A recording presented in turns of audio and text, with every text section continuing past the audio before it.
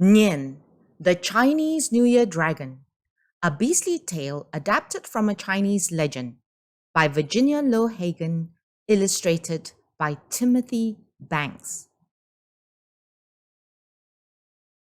May hated springtime. Springtime meant Nian was hungry. Nian was the fierce dragon that used to rule the land until a magical warrior put a spell on him. Because of this spell, Nian was forced to hide in a mountain under the sea.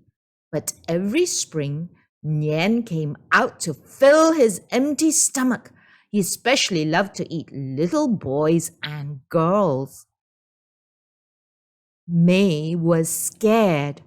Her whole village was scared.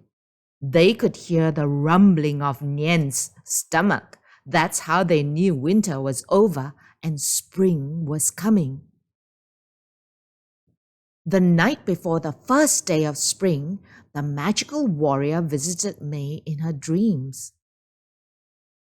The warrior said to May, "Hundreds of years have passed and a new year is coming. Nian's power grows stronger and my spell grows weaker each year.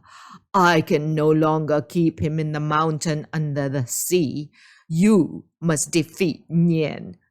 You must do this in 15 days or Nian will be free forever. Here, my cane will help you." May asked, "Why me?" "You were born in the year of the golden dragon. It's your destiny." When May woke up the next morning, the magical warrior's walking cane was next to her pillow.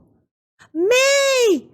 Mama yelled. "Wake up! Nian is on his way! We must flee and hide!" Mama herded the animals into the barn. "Hurry! Nian will devour anything in his way. He'll eat our livestock and crops. With his large mouth, he can swallow many villages in one bite." May had lost her father and little brother to Nian's mighty jaws the year before. May helped Mama hide, but then she remembered the warrior's cane and ran to get it. "I'll be right back." May stopped in her tracks. She heard a terrible roar and smelled a terrible smell. Ew. Nian had made his way toward May. She could see his sharp teeth and claws. She could see his long, slimy tongue.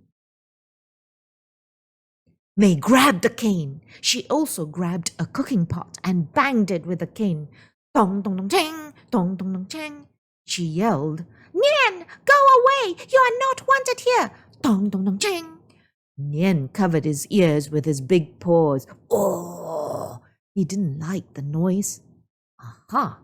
That gave May a wonderfully noisy idea. She yelled to the other villagers, "Make a lot of noise!" The villagers obeyed. They banged pots. They clanged pans. Dong, dong, dong, chang, dong, dong, dong, chang. They hollered. They hooted. They threw firecrackers at Nian. Hoot, hoot, ah! Pshing, pshing. Nian fled back to his mountain under the sea. Oh, bloop, bloop, bloop, bloop, bloop. For 5 days, the villagers were happy. They drummed their drums and gonged their gongs. Dong, dong, dong, dong, dong, dong, dong, dong. They whooped and hollered. Whoop! Yay! They laughed loudly, really loudly. Ha ha ha ha ha! Just in case Nian was listening. The villagers thanked May by giving her a beautiful red silk robe. May was wearing the flowing red robe when she heard screams and roars. Ah! Nian had returned, even hungrier and angrier than before. He had packed his ears with cotton to block out noise. May didn't have time to run. She threw a lantern at Nian. She covered herself with her red robe. Nian shielded his eyes from the redness of the robe and the brilliance of the fire. He backed away in fear. That gave May a wonderfully bright idea. Aha! She said to the villagers, "Wear your brightest reds and shine your brightest lights." The villagers obeyed. They wore their reddest clothes. They hung red banners on their windows and doors. They placed bright lanterns everywhere. May cut a piece of her red robe and made a flag which she attached to the magical cane. She waved it to shoo Nian away. Shoo, shoo, shoo! Nian fled back to his mountain under the sea. Bloop, bloop, bloop, bloop. For 5 days, the villagers were delighted. They dyed all their clothes red. They burned fires all day and all night, just in case Nian was watching. On the 10th night, the magical warrior once again appeared in May's dreams. "Nian is coming back, and he wants revenge. Be very careful. Remember, you only have 5 more days to defeat him." May knew she had been lucky the first 2 times.